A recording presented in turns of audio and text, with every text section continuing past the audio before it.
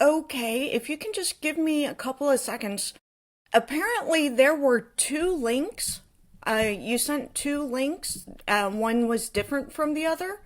And it just dawned on me. I was logged into the other one and I was like, okay, what's going on? Waiting. And I was like, no, she's got a strong social following. I don't think she's going to flake. And then it occurred to me that I might be, that I had noticed that there were, the thought occurred to me that I might be in the wrong link. So I'm sorry for keeping you waiting. I was here on time. Oh, good. That makes me feel so much better. It really does. So, okay then. I'm okay. I'm okay. Um, no, actually, I'm great. How are you? Really good podcast earlier today about I don't want to hack it. It was like physics. It was Reginald Martin, and it was really good. I related to it a lot because um like growing up, I was in a household that taught religion but used it like kind of as a control mechanism. Right. And he was talking about how to get closer with our divine self, and I could just really relate to it. And he was hitting all the marks that I'm going through right now, and he it gave me literal chills. So, um, and That's it made me awesome. feel better about the day and about my choices. So I'm doing good. Awesome. Really glad to hear that. So it's great when you have a good podcast session where it flows and yeah. I I'll share this with you. I this is like my 27th or 28th podcast that I've done since like April. And I always feel that the mark of a great podcast is when I make the host cry. I'm like, okay. Oh well, since I told you now, you know, to me that's like the ultimate mark. I connected with them.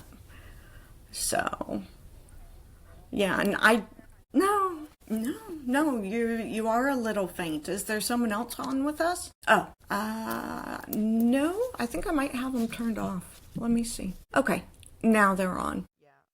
I have my friend Christy on, and she's not on with us, but she's on watching on Facebook or YouTube, and I asked her to just check my mic settings. Am I still faint? A little bit, a little How bit. about now? Oh, now you're great. Oh, okay, groovy. So I looked over your podcast profile, and it seemed like what really stood out to me was mental illness. Amen. That's a priority. Do you mind if I take 90 seconds and introduce myself and give No, trigger yeah, warnings? have at it, please. Okay. So I'm Adrienne Caldwell. I'm the author of the book Unbroken: Life Outside the Lines. It's the story of my life from early childhood to early 20s, and during this time, I was either the witness to or the victim of the sexual assault of a young girl, the drowning death of another, emotional and physical abuse, extreme poverty, mental illness, homelessness, horrifically abusive foster care, bulimia, drug and alcohol addiction, pedophilia, death, suicide, and incest. So, as you can imagine, I have a rather extensive list, yes. So, I haven't been to war, so there's that. But, yeah, I cover a wide range. Mental illness is very close to my heart. Of course, with everything that I've gone through, ultimately, well, I was actually told in my early 20s that I was bipolar, and I kept that diagnosis for 20 years before I met my recent psychiatrist. And by recent, I've been with her since 2008, and she just retired. Oh no. She told me, she said, Adrienne, you're not bipolar, you have severe PTSD. And I was like, the light bulb went on. I was like, okay, that, Validating. yes, that makes sense, and it fits so much better. But my first psychiatric evaluation took place when I was 13 years old, and the results of the evaluation I came back with early onset attachment disorder, reactive attachment disorder, dysthymia, which is the precursor to major depressive disorder, obsessive compulsive, and I did that with school, with everything in my life being the way that it was, just awful. I used school as my escape. So I was obsessive compulsive about it, and anxiety. And those stay with me to this day. So, yeah, it's not surprising. Not well. What is surprising is that I'm not schizophrenic. My mother and father are both schizophrenic. My grandfather was schizophrenic, and I have a cousin who's schizophrenic. So I am incredibly grateful that I'm not schizophrenic. It feels like it was a coin toss, like 50-50. Really? Yeah. So, and in my family, they don't believe in mental illness. If you can actually believe that, like it's hard to believe that they don't believe. It is and it isn't because the generations before us was different. Yeah, but But we've come so far in mental health. It's it's hard to watch somebody that has mental illness that doesn't believe in it.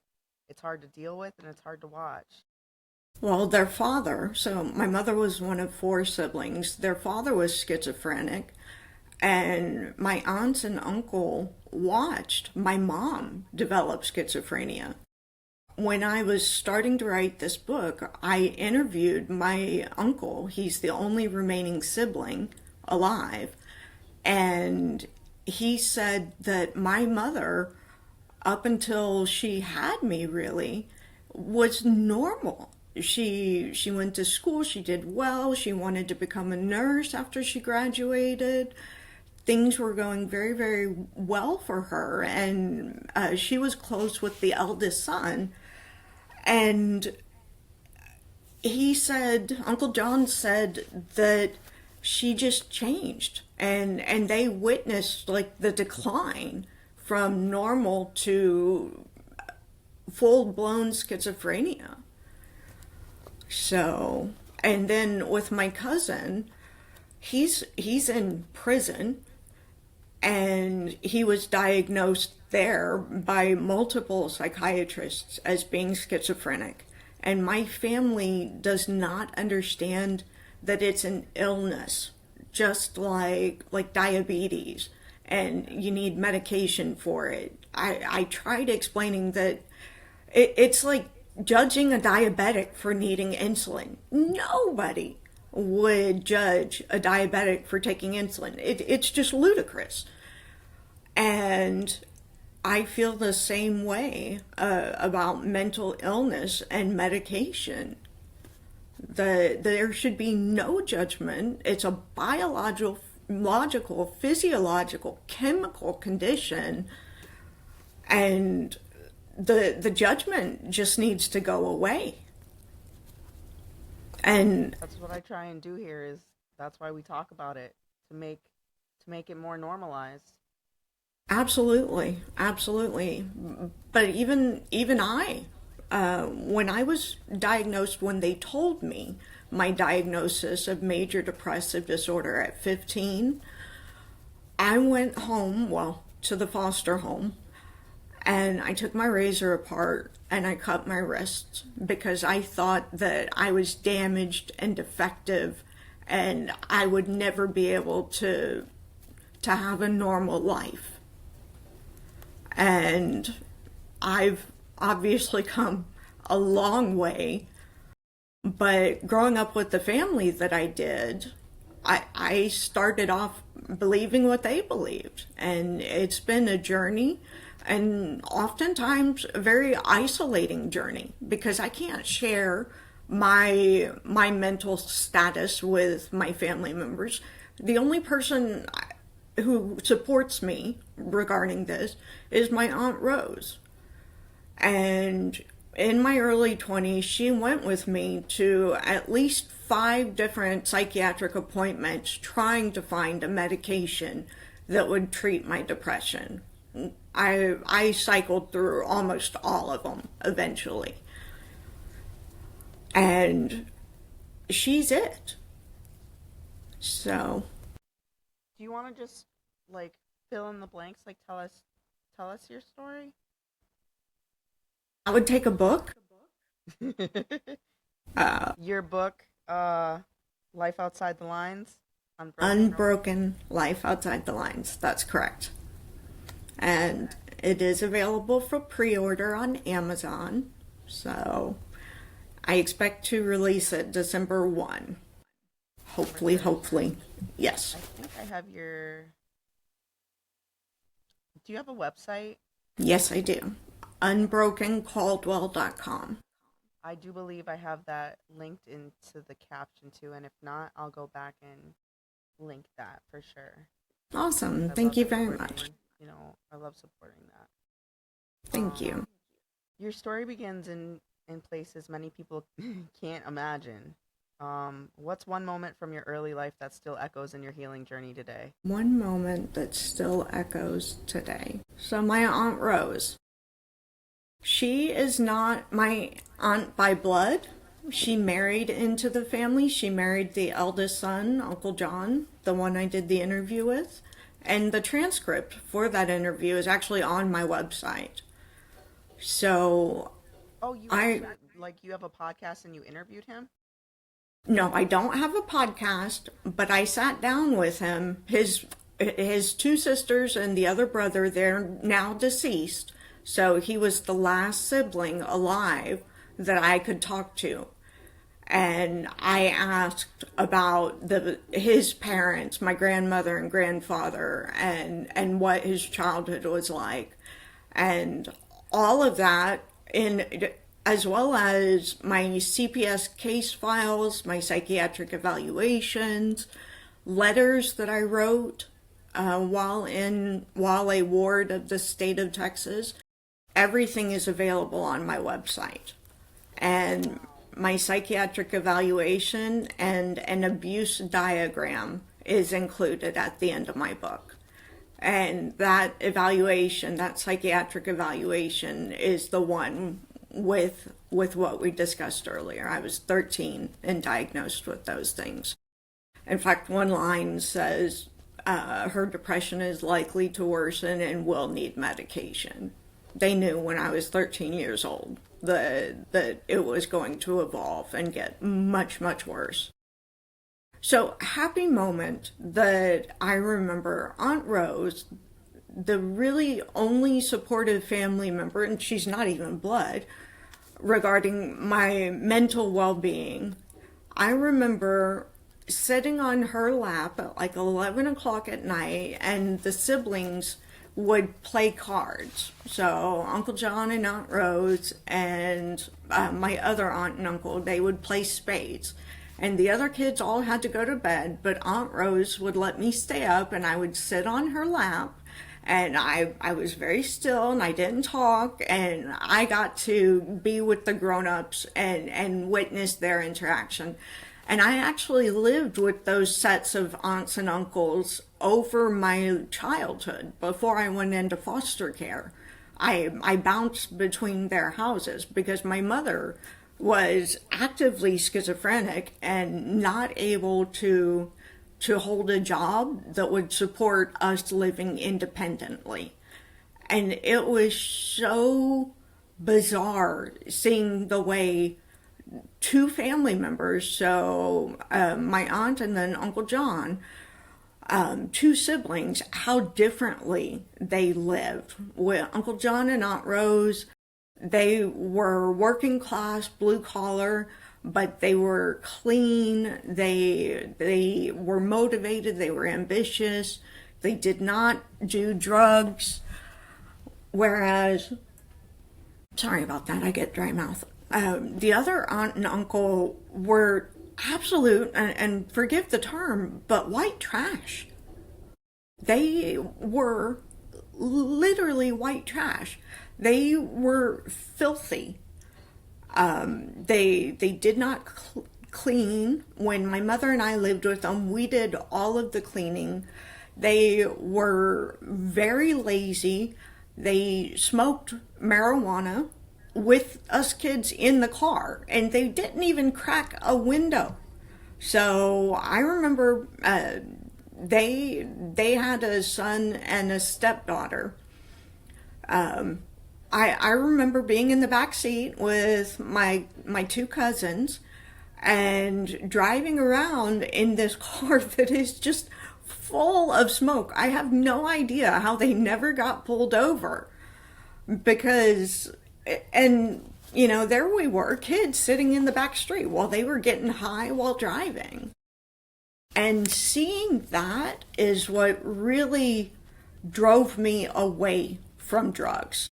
Ultimately, I did become addicted to a drug, but I saw how they lived, their lifestyle, their decisions, and I knew that I wanted to be like Aunt Rose and Uncle John, not like them. So it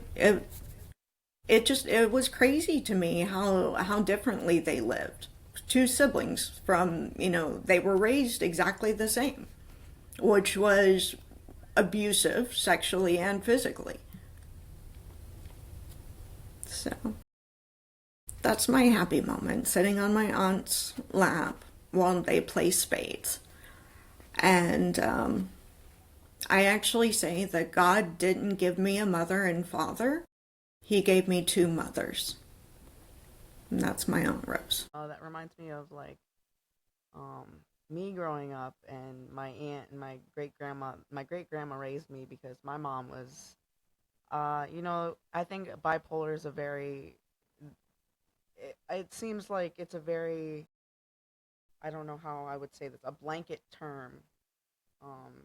I feel like a lot of people get diagnosed bipolar when it's really. It could be borderline personality disorder. It could be, like you said, PTSD, depression, and but really I think that she had borderline personality disorder. That is what I have.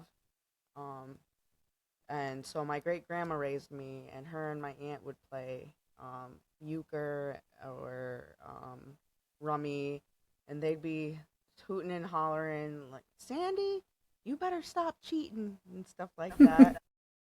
So that's what that reminds me of. That's a nice memory.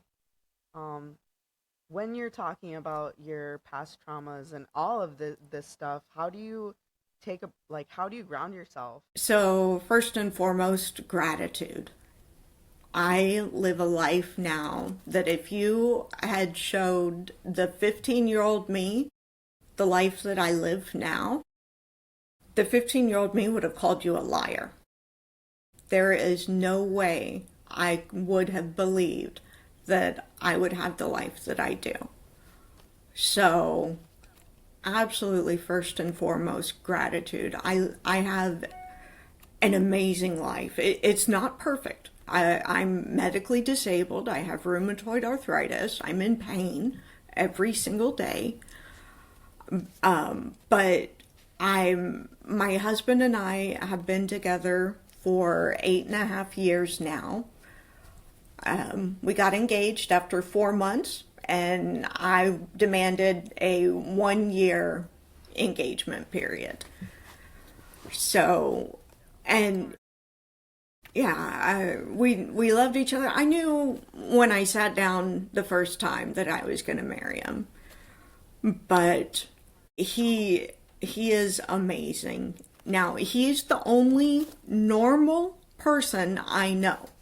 I've never met anybody who doesn't have like some sort of trauma or condition, and he doesn't. He's he comes from a blue collar family, so they were not wealthy. He got school lunch and, state health insurance, but he's normal.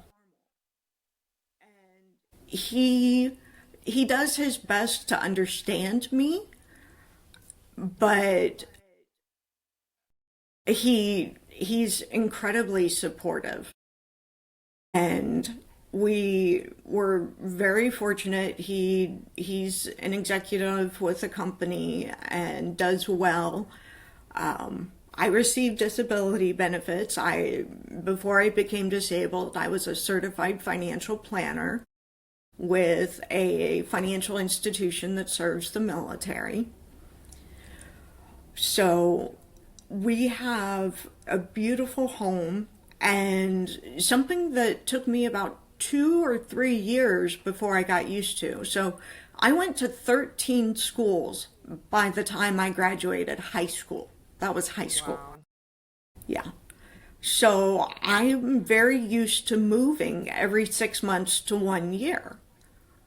And the first 2 or 3 years, so when we got married, we actually bought the house before we got married because of my engagement period. Um, we bought this home, and it's beautiful and amazing, and you will find me out in the backyard when it's sunny and warm. It's my haven.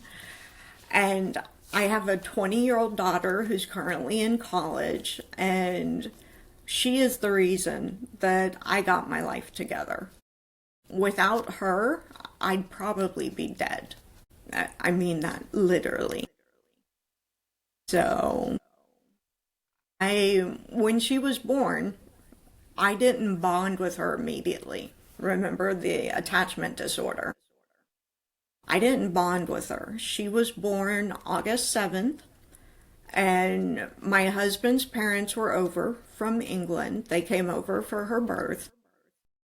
And I would just cry at night and tell him that I could not raise her, and to go with his parents, go back to England and raise her, that I couldn't do it. And I stayed in that mentality until November 8th. So August 7th to November 8th. November 8th, I woke up in the morning. Well, might have been early afternoon.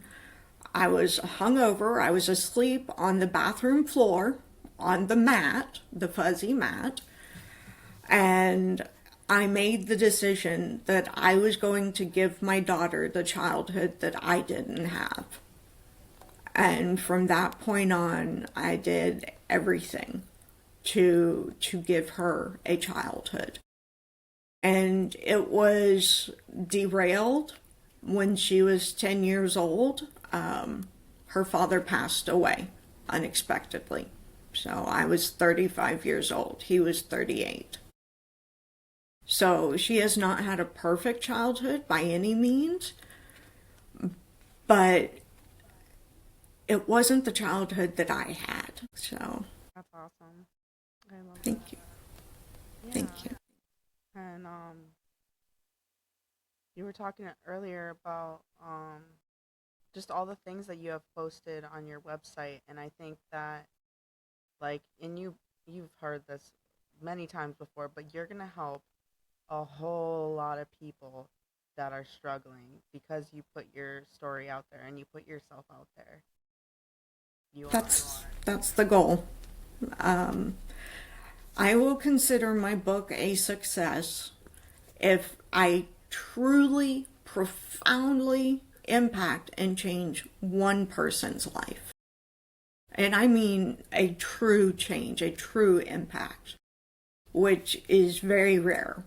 People change slowly, usually. So if I can be part of changing one person's life, that would be amazing. I And love that one bit. it would make the 4 years of hell that I've been in writing this book, it would make it all worth it. Yeah, Christy, the viewer asks, how hard was it to write your story? Oh my God, it was awful. It really was awful. It's taken 4 years, and I am like expert level. If we had grades on repression and compartmentalization, each trauma I put in a metaphorical box and I put it on the metaphorical shelf behind the metaphorical door, and everything was just tucked away nicely, neatly. I didn't need to think about any of that because that's in the past, and I'm looking to where I am presently. Not even the future, just enjoying today. Writing this book, it actually started when I sat down and started looking at the documents that I had from my Children's Protective Services case file. So I was a ward of the state. My mother relinquished rights when I was 12. And at 18, of course, you're an adult. I was no longer beholden to the state of Texas. They were no longer my guardian. And at 20, I asked for my case file. I wanted to see the documents that they had on me.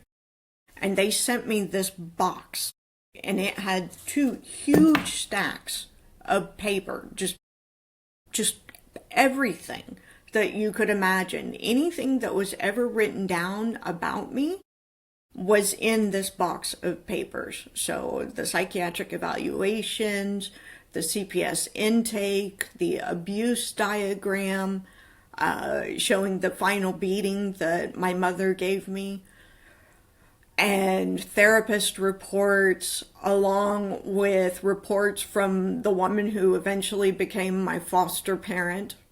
Evil, evil woman. And so I got this box when I was 20 years old, and I put it under the couch, and that's where it stayed for 20 years. I was gonna ask you, how long did it take for you to go through that box? 20 years.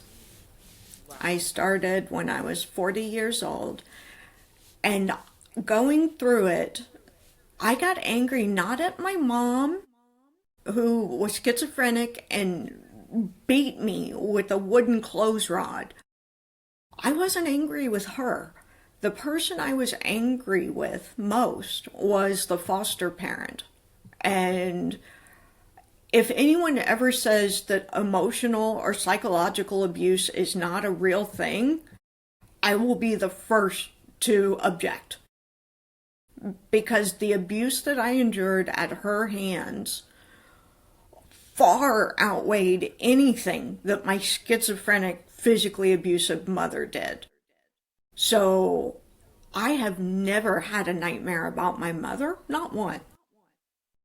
But up until about a year ago, I've been having nightmares about this woman, this therapeutic foster mother who was supposed to help me.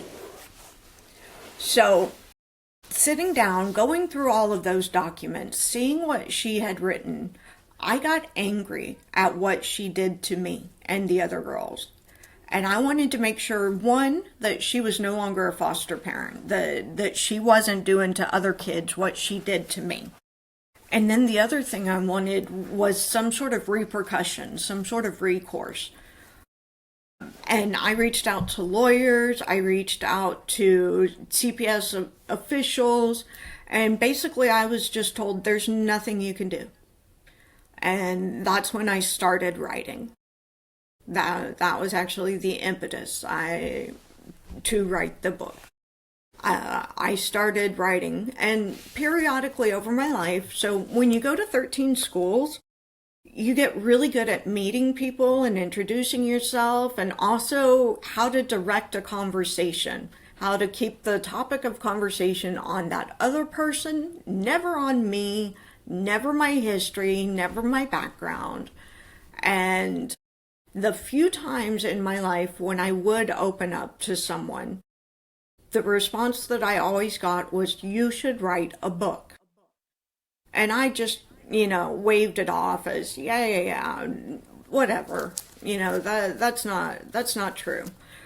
And as it happened to me repeatedly over the course of my life, and as I was going through those case files, that's when I said, okay, I'm going to tell my story. And it's my story. And I am very candid. And feedback that I received about the manuscript was, Adriene, there are times where you come off as not that great. Really, almost the villain. And my response was, well, that's what happened. That's the way I was. Those were the decisions that I was making, and I'm not changing it. So anyone who reads Unbroken is going to see that I made some very bad decisions and that I hurt many people, and that I am not the heroine of my story. I love that because that's raw and that's real. It is. It is. And my book is heavy. It can be difficult at times to read. Hell, it's difficult for me to read, and I lived it. Oh, you But actually you've read it? oh yeah, for editing, and I narrated the audiobook.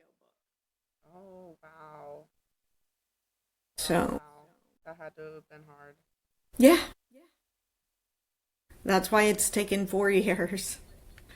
And my husband cannot wait for me to be done because, revisiting those traumas, reliving them, and bear in mind, your brain can't tell the difference that it happened 35 years ago and not right now. Your brain doesn't experience it any differently. So it's enduring it as if it's happening present day. And he just wants his happy, chirpy, yay, yay, yay, Adriene back. He's like, please, dear God, when you are done with the book. So, which I wish I could say that I've taken it and I'm very positive and everything's great, but that's not the book. Ultimately, that is the message. But my childhood, I didn't get to where I am today all at once. It was very gradual. And the more experiences I encountered or endured, the more I changed. So, Were you in therapy like while you were writing your book, or how did you deal with the PTSD that came with writing your book, like flashbacks and stuff? Because that's, I know that's a thing. yeah, absolutely. I was not in therapy while writing it. I did discuss it with my psychiatrist, and she was incredibly supportive. She actually asked if I sent her the manuscript, and she asked if her intern could read it. And her intern gave me the feedback that it was incredibly helpful. It helped her understand childhood trauma much better, and ultimately it even affected her career path.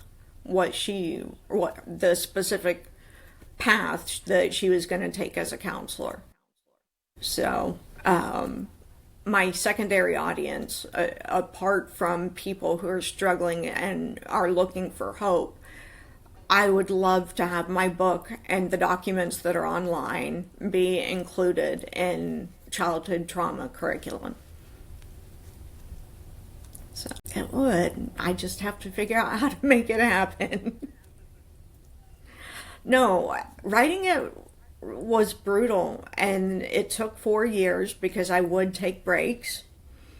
Um, I talked to my husband and just I took the time that I needed when I needed it. And if that meant that I was going to sit and watch Netflix for a week in my pajamas, that's what I did. So it was very painful, but cathartic. it forced me to confront things that I had tucked away long, long ago. Do you did you ever have a therapist or just always a psychiatrist? So at 13, when my best friend's family kicked me out, they kept my brother but got rid of me. They sent me to live with Aunt Rose and Uncle John, and that wasn't working because I was 13 with abandonment issues, depression, anxiety, and they didn't know how to help me. And I decided I wanted to be in a foster home rather than with my aunt and uncle.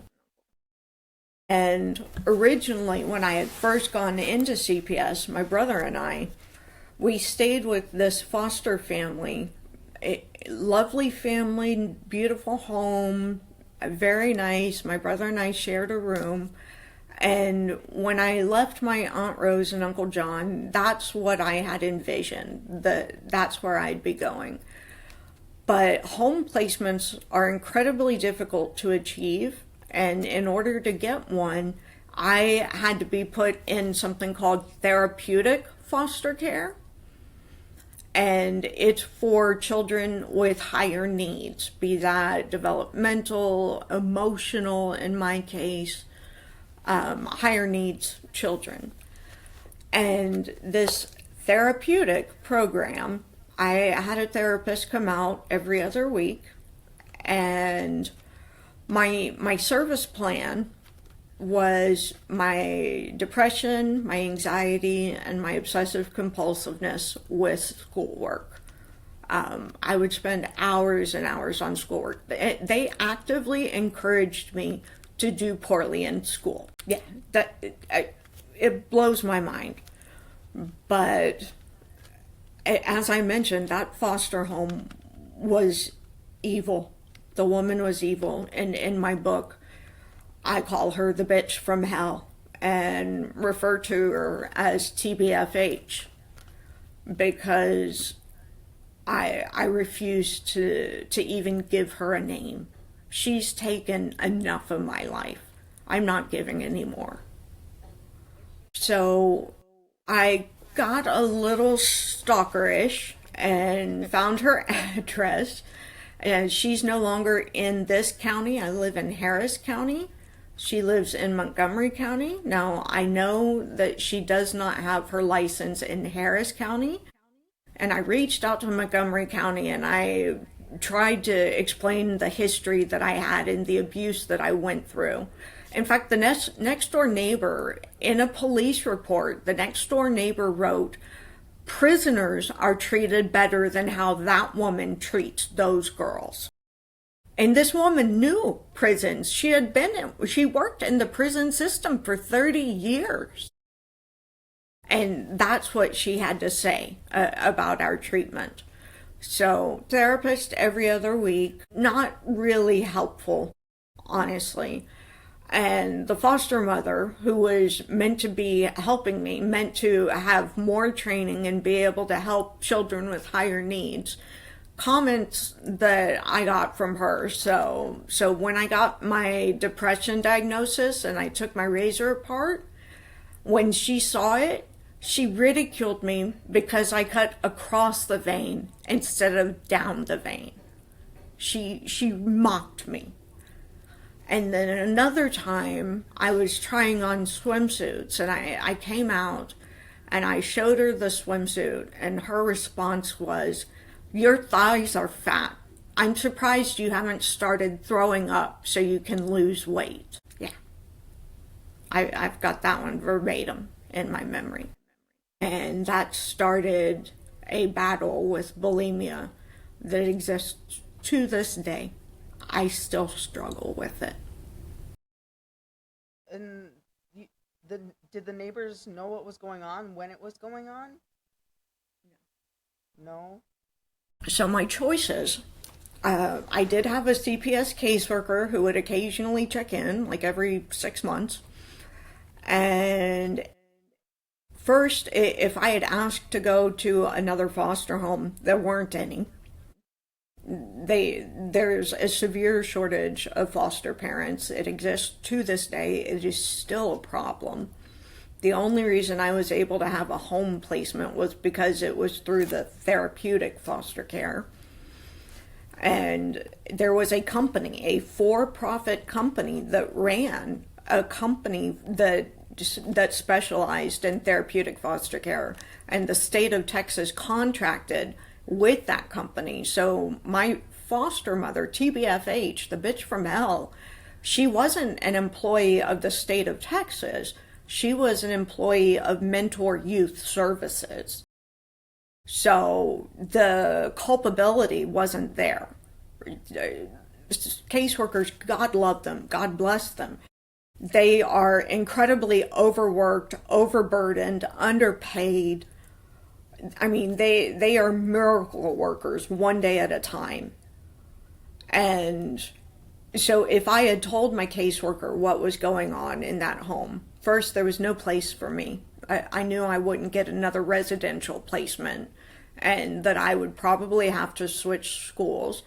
And the only other option was to go to a girls' home. And the summer after fourth grade, my mother, brother, and I lived in the Salvation Army downtown homeless shelter. And I already knew what living in a shelter was like. So I picked the devil that I knew. I stayed with the bitch from hell rather than trying to get placed somewhere else. So the issues on my service plan, the depression, the anxiety, the OCD, I did get a little bit of help with those issues, and then added several more onto it. So yeah, we received therapy, but it's only going to be as good as what you put into it. And at that point in my life, I really wasn't open to it. And ultimately, I got out of TBFH's house because I got a scholarship from Congress to do a 1-year foreign exchange to Germany. Damn. Thank you. Yeah. And my junior year of high school, you can look at my high school transcript. I think it's online.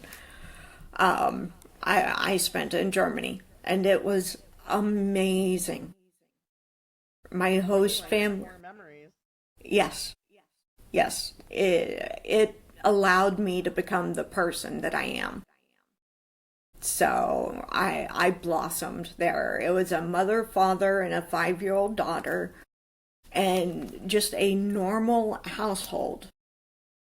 Not super wealthy, not poverty, just a normal home. And they gave me respect and treated me well. And of course, when you're 16 in Germany, you're legally an adult. So I asked my host mom when I first got there, I said, what's your rule for me about drinking? And I wasn't trying to binge drink or anything like that. I had never really had a drink before. And she said, you can drink as much as you want as long as you can make your way home by yourself. And I was like, fair enough. So there was one of my classmates. So in Germany, you have classes that stay together throughout the day. The professors rotate, not the other way around.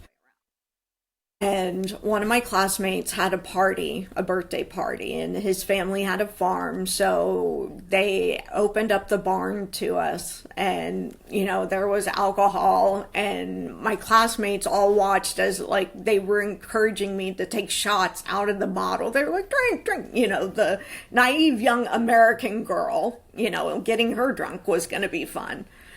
And it was fun, and I didn't become an alcoholic until my 20s.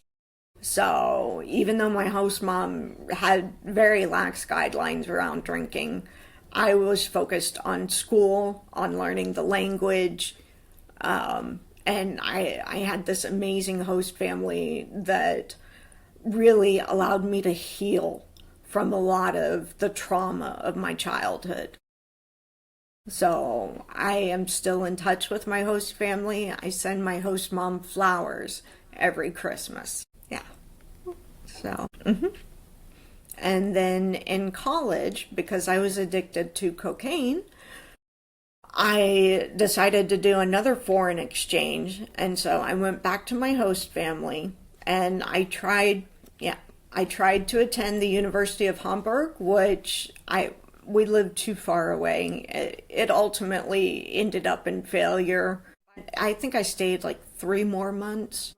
I bought a car. I remember driving on the Autobahn, but, but my little car wouldn't do much past 100. So, no, they were amazing. And I've actually had my book translated into German, and I sent it to my host mom, and she replied back to me. She said, "Adrienne, I had no idea that you went through all of that." And I said, "I know." I was gonna ask, like, when I guess when she was hosting you, did she know she didn't? Did you guys talk about your background at all? Tried No. not to. Remember, I'm the queen of repression and compartmentalization. Wow, that probably blew her mind. It did. She said she had to take a couple days. That that it was dark. And it is, but it's ultimately about hope, not despair. Hope. But yeah, I that was in my rear view mirror. Um, what myths are about trauma actually, this is a good one. You've spoken about growing up with a schizophrenia abusive parent, two of them. How did you begin to separate your identity from the chaos around you? So I only had my mother. I've never known who my father was, and Oh, okay. that's a topic for book two, which may or may not exist. I'm very unsure because of how difficult it was to write Unbroken, Life Outside the Lines. I'm not sure, and what I've gone through hasn't been as traumatic as what I experienced in childhood, but I am medically disabled. I've got rheumatoid arthritis. I got that when I was 35 and had to leave my profession. I was a certified financial planner and I couldn't do it anymore. And then my husband died suddenly. He passed away overnight. And I was 35, he was 38, our daughter was 10. And there have been other things that have taken place that make me think that there might be a book too. The story about my father, which I'm not going to discuss here. If I write book two, it'll be in that. So I wish people understood that people are not their labels. I think that the person being labeled needs to understand that, know that, feel that they are not their label. And for anyone around them, family, caregivers, etc., that person is not their label. They're not their diagnosis. And there is so much more to a person than what's written under diagnosis. That's a good one. Um, you've described your life as a testament to transformation. What were some of the small wins that helped you build momentum? So while I was in foster care, because the bitch from hell wanted us away from her home as much as possible, she enrolled the elder foster girl and me into softball. And I am not athletic. You know how on an escalator, the stairs are moving? I still stop and like plan to get on the escalator. So I am not athletic at all. So she signed us up for softball. And of course, my roommate, Heather, she was phenomenal. She had played softball when she was a kid. And You know how every team has to pick one bad person, one really bad player? That was me. I was the bad player for the team. And my stance when I went up to bat was so awkward that by the second year, everybody could count on the pitcher would hit me and I would get a walk and go to first base. Like, you could count on it. That's how bad my stance was. Wow. Yeah. So the first year we won the league, won. The second year we won it undefeated. And my contribution was getting hit by the pitcher and getting on base. Hey. I took it. I'll take it. It counts. So it's not been all bad. I don't know. I don't know if I understand this question. Was there a turning point when you realized healing wasn't just survival, but something deeper? I think that's a flawed question. Okay. I wanted to make sure because I didn't understand it. When I go to do podcast, I type in the this description, the bio, and I type it into Copilot, and they generate questions for me. I'm Nice. still able to, and then I also come up with my own questions as I'm interviewing the person. So, the next one is, how do you define peace now, and what does it look like in your day-to-day life? Peace now in my day-to-day life is being in a swimsuit, floating on a floaty in my pool. Yes. I live in Houston, Texas, and it gets very hot here. We do have a lot of rain, but it's usually an afternoon shower and then it clears up. So you will find me floating in the pool. I've got my headphones in, turned up to full volume, so I'm going deaf. And I am just so blessed to have the life that I do now. And, when I'm not in my pool, I'm sitting on the couch watching Netflix. My options are limited because I do have rheumatoid arthritis, and it puts a kibosh on a lot of things, going out, going places, doing things. My health limits a lot, but I just focus on what I can do. And yeah, that's my happy place. That in bed. Favorite Netflix show? Ooh, Ozark. Ozark? I've never seen it. Oh my gosh, you have to watch it. It's really good. Okay, So I'll check it. it's not a girly show. It's not like a rom-com or anything like that. What is it about? So this accountant decides he and his wife both make the decision that they're going to help launder money for the second largest drug cartel in Mexico. Okay. And they were originally in Chicago, and then they moved to the Ozarks, which I don't know what states that is. And it's 3 seasons. I wish it was longer, but it's great. It's not stupid television like reality TV, stuff like that. I don't get into that. Now, I'm not above watching some of it, in all of so fall, winter, Netflix and I are best friends because, my RA is flaring up and I'm in pain and I don't want to move. I can't move. So, yeah, Ozark.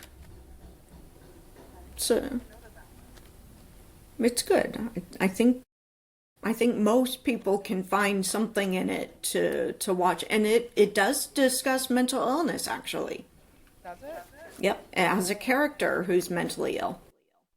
Okay. So, see, we even managed to turn Netflix into... Good.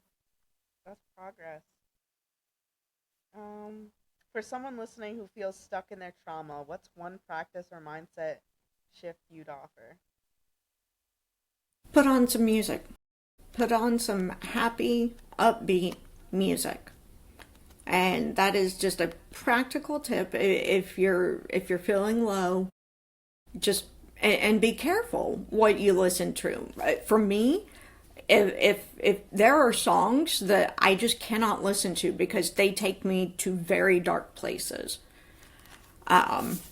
Hurt by Johnny Cash, not the Nine Inch Nails versions, the Johnny Cash version, I can't listen to. But yeah, happy, upbeat music, and you'd be amazed at least for me, what it does to my mood and how I'm feeling. I actually did that earlier So, today, like right one before. I practical, wasn't easy having a tip. bad day, but I was like irritated, and I listened to some good music, and I was like, okay, I'm ready for this. I'm ready for this interview. Exactly. What impact do you hope that your book has? I think you kind of already answered that. I did. If I can inspire one person to change their life, it's my barometer of success. This is one. If you could speak directly to a young person in the system right now, what would you say? I would say to not give up hope that what they are going through is a temporary situation. In a few short years, they will no longer have other people making their decisions for them. And to just hold on to that, with everything that they have. And when they turn 18, to make good decisions, whether that means going into the military or going into vocational training, which not many people know this, but when you're in the system, when you're in foster care until you're 18, the state waives tuition and fees at any public university. So, you have to be in foster care and then you turn 18. And then you can go to any public university in the state for free. Oh, wow. Yes. So vocational training counts. They can enroll themselves in vocational training. They can go into the military. They can go to college. And it's going to be up to them. They're going to be 18, and there is no more caseworker. Well, you can have one if you want one. They're working on the transition for people who turn 18, for people who age out of the system. It's a hell of a lot better than it was when I turned 18. Basically, it was like, bye, and I never heard from them again. But just to hold on. Ultimately, I would tell that person, just hold on. You are so close to being in control of your own life. And then it's up to you and the decisions that you make. Are you going to drink? Are you going to do drugs? Are you going to self-medicate? Or are you going to get your act together and become something? I'm curious, like, what's something that you've said that has made other podcasters tear up? Because I don't want to seem unmoved. No. No. I was joking when I told you that. That's not really my goal, to make my hosts cry. No. But they have, and it's usually when I go into details about the bitch from hell, which I didn't really do today. I gave like the high overview. When I go into details, that makes my hosts cry.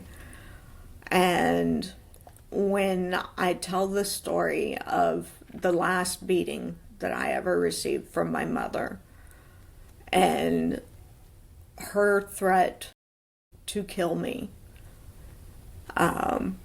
which she meant, and how everything happened for me to end up in foster care. Those stories tend to resonate with my hosts and move them. That's correct. She passed away when I was 22. So I've had a lot of loss in my life. My grandmother protected me from my mother until she passed away when I was 7. And I didn't have a father, so it was my mother and her siblings. And then at 22, my mother passed away. At 35, my husband passed away. At 37, my uncle passed away. And then a year later, my aunt passed away. No, the other one. So, Is Aunt Rose still around? yes. Yay! Yes. Yes. She is amazing. And still very much with her. My husband and I went to Mexico, went to Cancun for vacation, and in the pharmacy at the airport, they sell Retin-A, the face cream that over here you have to get a prescription for it. Over there, they just sell it in the pharmacy. So I always buy it for her, for Aunt Rose, and for her mom.